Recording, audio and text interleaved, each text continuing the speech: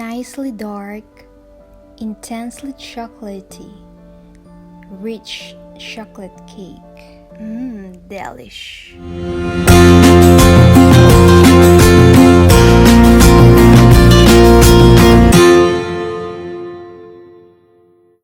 Well, hello mga ka-friendship!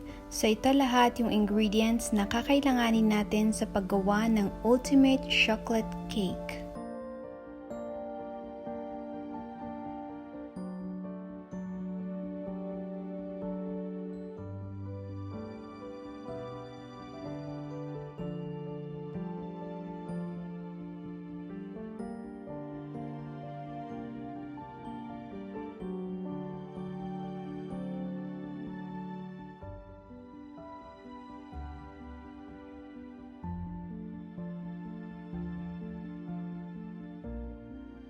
Okay mga ka-friendship, so in this process of making the chocolatey cake, makakailangan tayo ng whisk attachment.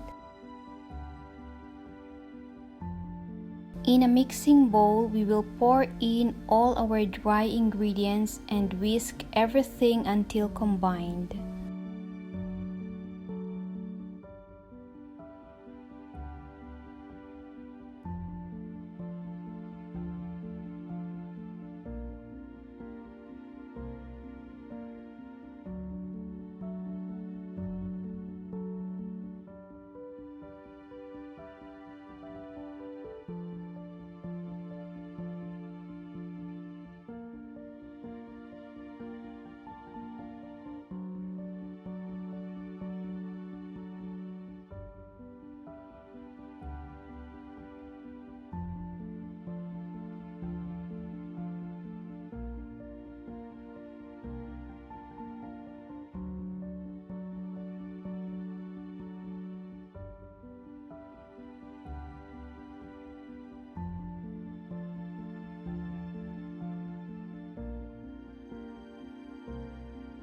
In a separate bowl, whisk eggs, vanilla, and oil together, then add in milk and cooled coffee, whisked until very well blended.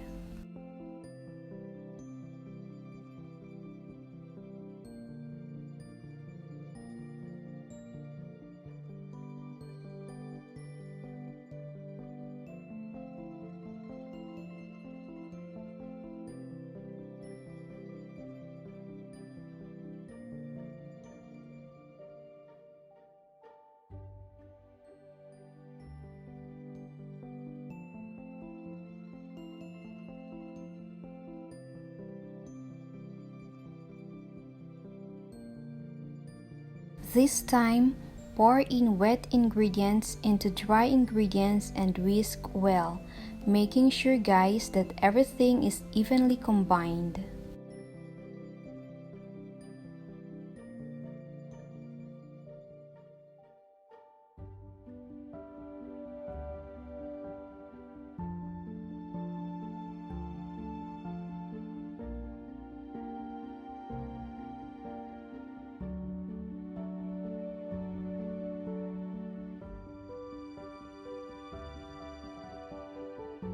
When everything is well combined, pour the butter into baking dish and immediately place into the oven.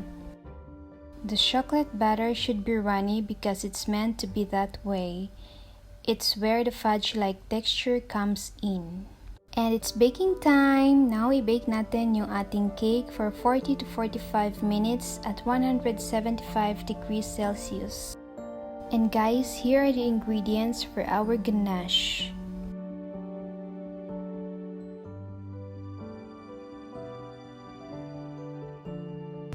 In a non-stick pan, let's bring our milk to a boil and pour in our cocoa powder and whisk until smooth.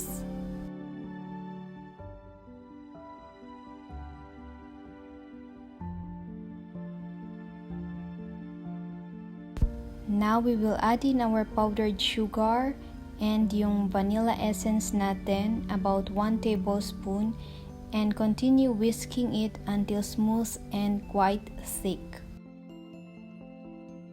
Now guys, to assemble the cake, we have to divide the cake into half.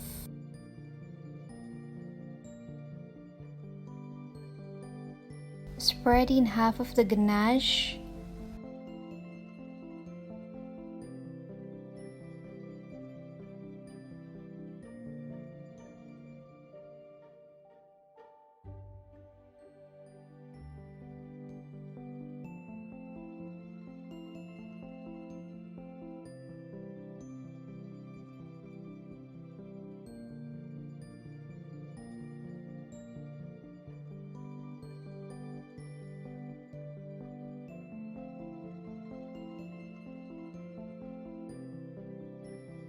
You can finish it off with just the ganache, or you can decorate it just like this. And here's our finished product. Yay! Looks beautiful.